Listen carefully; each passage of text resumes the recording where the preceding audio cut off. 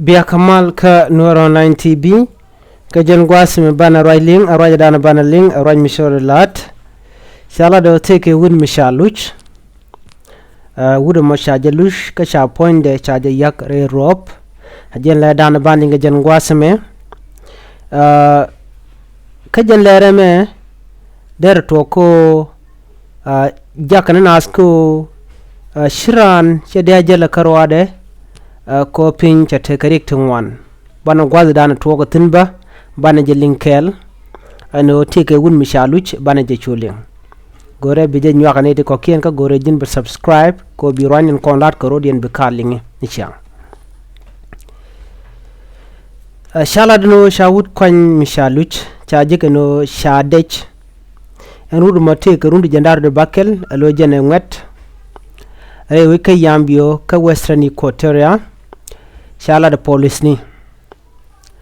shala do en wudo mo shajik alawo shadwech ane tikweske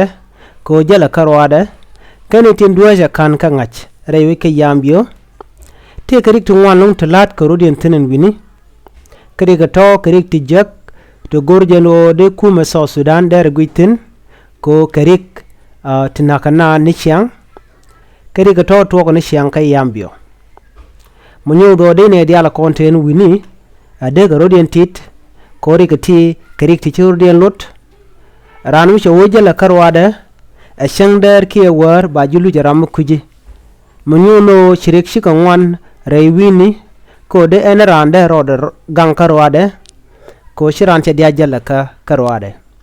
neme lerken nas dialan kontin re wojka so sudan en gwas titino ko shaji ga tamma shi wanne ito wanda lo kana da domni a shang shirami lagwanteru der jimmo karek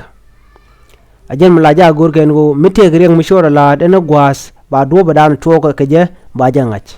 chala do wudo me chaje dech ka chaje doch ala ngok de chaje tul ko kunya dana sha kwanya re wike yambio ajen la dandi linga jen gwas me kana kon lat kon ke o de rande ro de ala ka ki de ro de tit ka shang da domni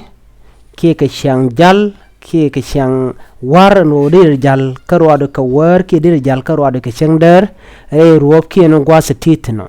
la ja gore miji tuok kuching bi ngajo na mbodera tuok ba gwada dana titin